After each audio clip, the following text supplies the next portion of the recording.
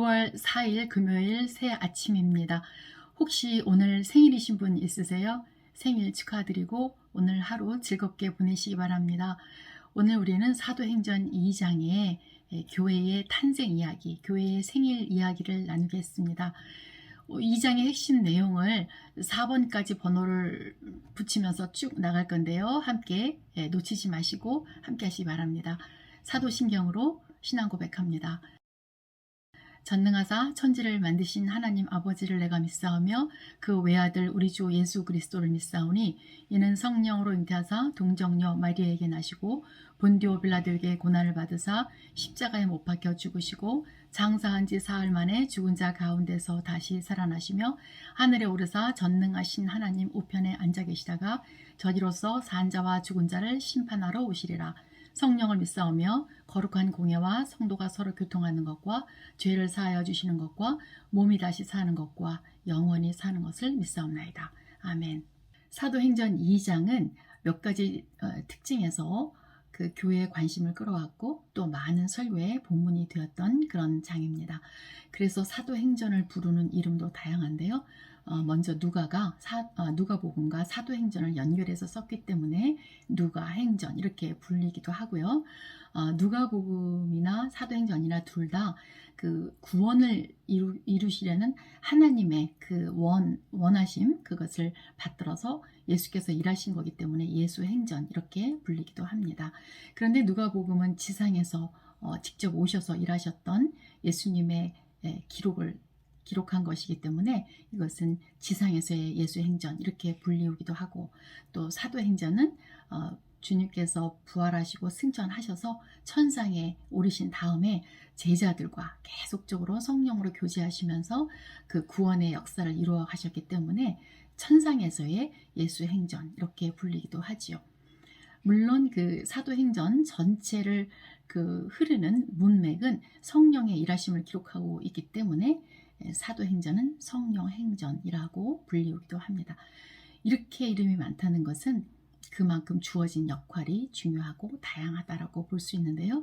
그래서 사도행전 2장에 나타난 중요한 특징을 4가지로 찾아보도록 하겠습니다. 먼저 첫 번째 사도행전 2장의 특징은 2장 1절부터 13절에 나타난 성령님이 임하신 사건, 오순절에 임한 성령 이야기입니다. 오순절, 즉 펜타코스테라는 것은 50일째를 지키는 절기인데요. 무엇으로부터 50일째인가요? 출애굽이 일어났던 그 이스라엘 백성이 애굽을 벗어난 그 출애굽이 일어났던 6월절 이후에 첫 번째 안식일이 지나고 그 안식일로부터 50번째 날, 이것이 오순절입니다. 6월절부터의 50일째가 아니고요. 6월절 이후 첫 안식일부터 50일째입니다. 그 6월절 이후의 첫 안식일은 초실절이라고 불렸죠. 그래서 보리를 추수해서 첫 이삭을 흔들면서 지켰던 그런 절기입니다. 레위기 23장에 기록되어 있고요. 그로부터 50일째를 우리는 오순절로 배우고 있습니다. 이 오순절에는 그 모세가 시내산에 올라가서 하나님으로부터 율법을 받은 그런 날인데요. 이런 6월절, 오순절, 초실절 이런 것들은 앞으로 예수님을 통하여서 이루어질 하나님 나라에 대한 그림자들이었습니다. 그래서 이제 신약시대에 와서 예수님은 6월절에 어린 양으로 돌아가셨고 초실절에 첫 열매로 부활하셨고 또 부활하신 후에 40일을 지상에 머무신다가 승천하셨죠. 그리고 승천 후 10일이 지나서, 그러니까 총 부활절로부터는 50일째에 그 성령님이 임하시게 되는 것입니다. 그 오순절날 성령님이 임하신 사건, 그것이 오늘 사도행전 2장의 기록입니다.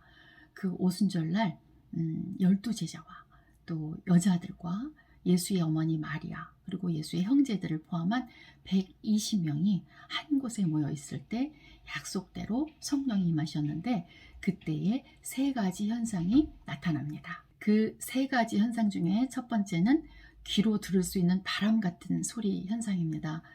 그날 예루살렘의 날씨가 흐리고 바람이 불었다 그런 뜻이 아니고요. 맑은 날씨 가운데 모든 사람이 들을 수 있는 바람의 소리가 있었다. 그런 기록이고요.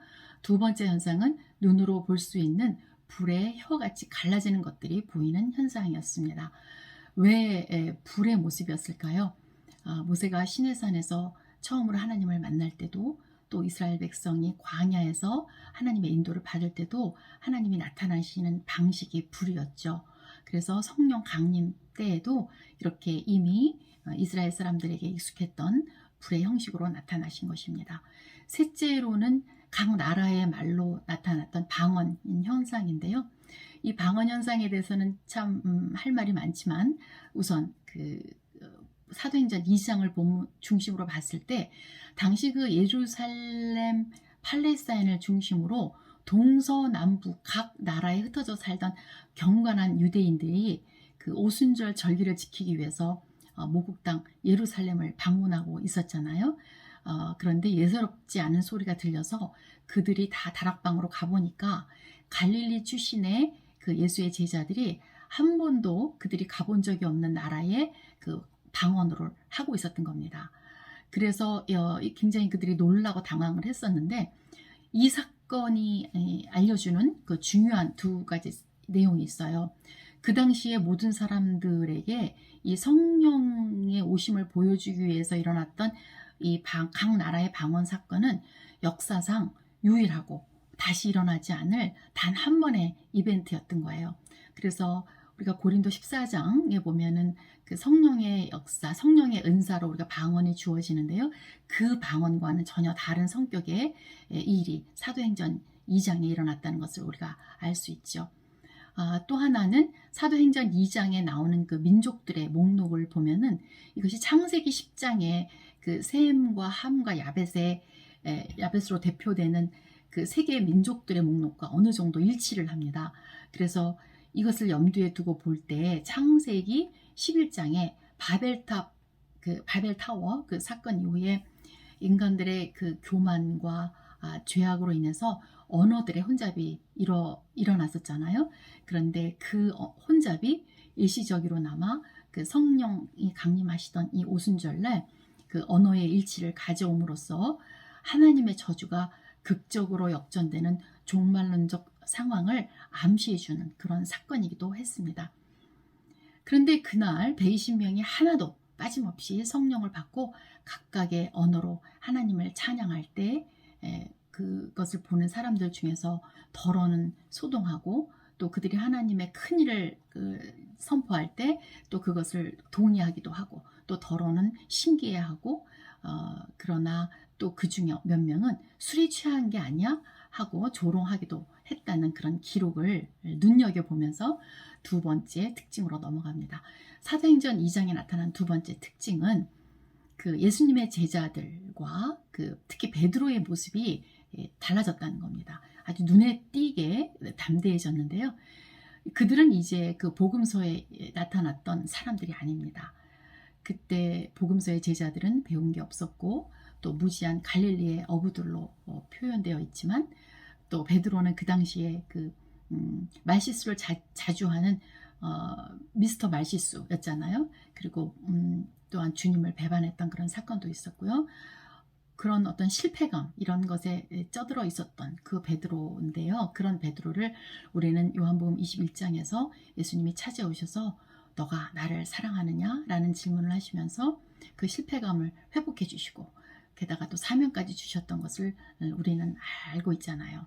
이제 사도행전 2장 이후에 그 성령 충만함을 받은 베드로가 그런 실패감에서 벗어나서 이제는 11사도와 함께 서서 큰 소리로 매우 담대하고 명확하며 깊은 구약 성경의 지식으로 복음을 선포하고 있음을 우리가 봅니다.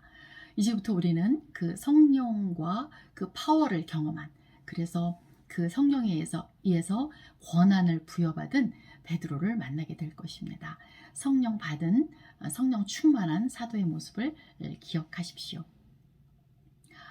여러분도 저도 사실 우리 모두는 인생에 실패감이 있잖아요. 베드로처럼. 저는 아버지가 돌아가시고 또 어머니가 돌아가시고, 그리고 그 후에 부모를 대신해 대신해서 저를 돌봐줬던 형부가 돌아가셨을 때, 사고로 돌아가셨을 때 그들을 지키지 못했다라는 그 실패감을 오래 가지고 있었는데요. 여러분도 여러분의 삶에서 그 믿음에서 또 이렇게 실패했던 그런 실패감으로 힘들 때가 있으실 겁니다. 그런데 오늘 본문에서 주님은 자신을 배신했던, 부인했던 그 제자 베드로의 실패감을 회복시키시면서 당신의 일을 부탁하시고, 그리고 성령 충만함으로 당신의 동역자로 삼으시는 그 모습을 우리가 봅니다. 성령님은 지금도 그때 일하셨던 것처럼 우리의 삶에 동일한 방식으로 일하셔서 우리의 실패감을 회복시키시고 성령 충만함을 주셔서 살리실 것을 우리가 믿게 됩니다. 하나님은 우리의 실패를 사용하셔서 우리도 살리고 우리가 다른 사람을 살리시기를 원하십니다. 이제 사도행전의 세 번째 특징은 그런 베드로가 성령 강림에 대해서 했던 그 예언과 그 설명에 대한 그 기독론적인 해석인데요. 베드로가 그 오순절에 임한 그 성령의 의미에 대해서 구약의 세 군데를 인용하면서 명확하게 풀이를 해줍니다. 그것이 요엘서 3장 1절부터 5절, 또 시편 15장 8절부터 11절, 그리고 마지막 시편 109절 1절 이하의 그 구약의 구절들인데요. 이 말씀들은 예수 그리스도의 부활, 승천에 집중되어 있는 그런 말씀들입니다. 우리 구약에 나타나 있는 예수 그리스도의 그 예언들에 해당되는 말씀이죠. 그래서 오순절에 성령 충만함을 받은 베드로가 예수의 증인으로 일어나서 구약을 예수 중심으로 선포하고 있는 것을 우리가 보게 됩니다. 그 당시에 그 성령 충만한 120명의 제자들을 보고서 놀라고 당황했던 이들에게, 또 이들이 술 취했다고 조롱했던 사람들에게 베드로가 정확히 설명하고 있는 것입니다. 이것은 그것이 아니다. 즉 지금 이들은 술 취한 게 아니다. 그럼 뭐냐? 구약의 예언대로 하나님이 요엘과 다윗에게 약속하셨던 성령이 이 땅에 오셨음을 밝히고 있는 것입니다. 이제 부활 승천하신 예수께서 자신의 죽음과 부활을 증거할 제자들과 하나님의 백성들에게 성령을 보내셨음을 선포하고 있는 것입니다. 주의 복음을 전하면서 또 교회를 하면서 누군가가 우리에게 왜 일을 하느냐, 왜 이 일을 하느냐, 또 이 일이 어떻게 된 거냐, 이런 거를 묻고 또 조롱할 때 여러분, 우리가 이 설교에서 배울 점은 무엇일까요? 다른 사람의 조롱을 받거나 이렇게 어려움에 부딪혔을 때 어쩌면 우리는 교회 일 그래서 적당하게 해야 돼, 또는 너무 교회 일하면서 튀지 마 하는 소리를 듣기도 했는데요. 그럴 때 우리가 대답해야 될 말씀이 이것입니다. 이것은 뭐 우리 부모님한테 이런 걸 들었어, 또는 교회가 전통적으로 해오던 일이야, 아니면 뭐 목사님이 이렇게 하라고 하셨어, 이런 대답이 아니라 지금 베드로처럼 이것은 성령의 일이야, 이것은 성경에 기록되어 있었던 것이야, 이렇게 분명히 말하는 것이 성령 충만한 일이라는 것을 우리가 오늘 또 배웁니다. 베드로의 그 담대한 선포와 그 권위가 오늘 우리들에게도 동일하게 임하기를 소망합니다. 37절에 그때 베드로의 설교를 들은 그 사람들이 저희가 이 말을 듣고 마음에 찔렸다라는 구절이 있는데요. 이 구절은 설교를 듣고 난 후에 사람들의 심령 상태가 변했음을 알려주는 겁니다. 그때나 지금이나 사람들의 심령이 변하기 위해서는 잘 해석되고 담대하게 선포되는 하나님의 말씀이 있어야 하며, 또 동시에 하나님의 말씀을 잘 깨달아서 듣고 나의 존재와 나의 상태를 직시할 마음이 있어야 함을 보여주는 그런 말씀입니다. 사도행전 2장의 네 번째 특징입니다. 베드로의 최종적 명령과 그로 인해서 탄생한 초대교회의 모습을 살펴보도록 하겠습니다. 38절에서 베드로는 두 가지를 명령합니다. 너희는 회개하라. 그리고 죄사함을 얻기 위해서 그리스도의 이름으로 각각 세례를 받으라 라는 정확한 적용을 던집니다. 회개와 죄사함의 메시지는 누가행전에서 처음부터 마지막까지 계속되는 구원 메시지의 핵심이고, 또한 단순한 마음의 결단이나 돌이킴이 아니라 그에 따른 행위를 수반하는 변화된, 삶의 변화된 그런 모습을 요구하는 메시지였습니다. 그 말씀에 사람들이 어떻게 반응했습니까? 41절에 보니까 그 말을 들은 사람들이 3,000명이, 300명이 아니고요, 3,000명이 세례를 받고 성도가 됨으로써 초대교회가 탄생하게 됩니다. 우리는 이스라엘 백성들이 그 출애굽했던, 출애굽하고 나서 처음 맞았던 그 오순절에, 우리 아까 처음에 언급했었죠. 그 오순절에 시내산에 이르러서 모세가 그 율법을 받을 때 그 밑에 있던 백성들 중에서 그 모세를 기다리지 못하고 금송아지 우상을 만들었던 그 3,000명이 죽음을 당했던 그 사건을 기록합니다. 그런데 오늘 성령이 임했을 때는 그 3,000명이 구원을 받습니다. 이 대조는 모세의 율법은 죄와 그 죄의 대가, 그것이 죽음이라는 것을 알려주는 것이고요. 예수 그리스도로부터 주어진 그 성령의 은혜는 사람을 살리는 것이라는 것을 우리가 배웁니다. 이것이 새 언약의 힘인 것입니다. 그래서 그렇게 태어난 최초의 메가처치 3,000명이 새신자인 거예요. 이런 초대교회의 모습은 어땠습니까? 42절에 보면 제일 먼저 그들은 사도들의 가르침을 받았습니다. 말씀 공부 싫어, 교리 공부가 뭐가 필요해, 그냥 사랑하고 교제하면 돼, 이러지 않았다는 겁니다. 그들은 먼저 교회로부터 배웠습니다. 사도들로부터 하나님의 진리를 배웠습니다. 우리 교회도 올 한 해에는 말씀의 훈련 참여가 불일들 일어나기를 소망합니다. 그리고 나서 그들은 성도 간의 펠로십, 교제를 했습니다. 이것을 헬라어로는 코이노니아라고 하는데요. 펠로십 없이는 예수님하고 친해지지 않습니다. 나 혼자 예배하고 나 혼자 신앙생활 한다고 해서 우리가 영적으로 성장하지 않습니다.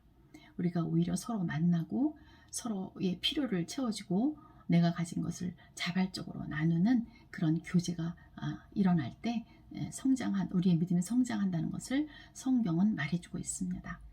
그리고 나서 떡 혹은 어떤 그 개역개정에는 세 번역에는 아마 이게 빵이라고 되어 있을 텐데요. 떡 혹은 빵을 나눠주면서 주님을 찬양하고 함께 기도했습니다. 누구의 강제함 없이 자발적으로 나 이거 필요 없으니까 당신하고 나눌게요 하는 재산과 소유의 나눔이 일어났습니다. 그리고 기억할 것은 46절 그들이 날마다 성전에 모였고, 날마다 모였습니다. 그리고 집에서 모였습니다. 이때 그들이 모였던 성전은 아마도 유대인들이 전통적으로 믿어왔던 그 유대교의 성전이었을 텐데요. 거기에 예수님을 믿고 성령을 받은 이 초대교인들이 모였던 것입니다. 3,000명이, 그리고 또 날마다 숫자가 더해졌으니까 아마 굉장한 빅 그룹이었을 텐데요. 이들이 성전에 모여서 사도들에게 배우고 예배하고, 그리고 나서 이들이 하우스 투 하우스, 집에서 또 모였던 거예요. 그래서 성전에서는 빅 그룹으로, 집에서는 스몰 그룹으로 모여서 예배하고 음식을 나누면서 하나님을 높였습니다. 그런데 이제 이런 삶의 변화를 주변에서 보고 백성들이 칭찬을 하면서 그 그룹 안으로 들어오게 됐겠죠. 이런 변화를 누가는 주께서 그 구원받는 사람을 날마다 더하셨다라고 기록합니다. 어떻게 하면 불신자들이 교회 안으로 들어오고 구원을 얻게 되는지 그 전략을 알려주는 내용입니다. 사도행전 2장의 베드로는 그날 성령이 임한 사건을 과거에 주어진 말씀으로 해석해서 적용까지 쭉 끌고 갔습니다. 오늘 우리의 매일매일 일어나는 삶 역시 또 베드로가 성경을 해석했던 방법대로 사도행전 2장의 기록과 또 영원한 말씀에 입각해서 해석해야 한다는 그런 원리를 발견합니다. 한 영혼이라도 더 예수께 돌아오게끔, 구원을 얻게끔 하는 그런 원리, 그것을 어떻게 우리가 찾아낼까요? 우리가 교회에 안 가는 이유라는 책이 있는데요. 그 책에서 톰 라이너는 1977년과 1994년에 태어난 사람들 중에서 그 교회 가지 않는 이유를 조사를 했어요. 그런데 그 조사를 하는 과정에서 불신자에 대해서 10가지 놀라운 소식을 찾았습니다. 그래서 그 책에서 그거를 기록하고 있는데, 그중 하나가 많은 불신자들은 자신들의 영적 안녕보다 자기 자녀들의 영적 안녕을 더 걱정한다는 사실입니다. 그래서 복음주의 교회들이 이 자료를 보고 젊은이들과 또 어린 자녀들이 예수님으로부터 더 멀어지기 전에 복음을 전해야 된다는 것을 깨달았고, 그렇게 불신자들의 그 부모님들의 도움을 받으면서 오히려 복음 전파에 나섰다는 그런 기록이 있습니다. 우리는 그 내 주변에 잃어버린 한 명의 회복에 관심이 있나요? 우리는 본질적으로 오순절 교회의 성도들인데요. 우리가 잃어버린 젊은이들과 또 어린 영혼들이 정말 우리에게 소중한지 한번 생각해 보면 좋겠습니다. 예수 중심의 구원 메시지가 우리의 심령에 충만하고 또 구원 중심으로 우리가 살고 있는지 저를 포함한 우리 공동체에게 오늘 사도행전 2장을 통하여서 질문을 던집니다. 그래서 오늘 하루 우리는 다음 2가지를 기억하고 기도하시겠습니다. 첫 번째, 우리 푸른나무 교회가 예수 그리스도 중심의 메시지를 선포하고 영혼 구원을 이루는 교회가 되기를 기도하시겠습니다. 두 번째, 이번 주 토요일 첫날 기도회와 이번 주일 우리 교회에서 드려지는 예배를 통해서 영혼 구원의 역사가 이루어지고 또 모든 예배를 섬기는 봉사자들이 성령 충만함으로 예배를 섬길 수 있도록 기도하도록 하겠습니다. 오늘 하루 종일 이 2가지를 기도하면서 기도로 만나도록 하겠습니다. 기도하십니다.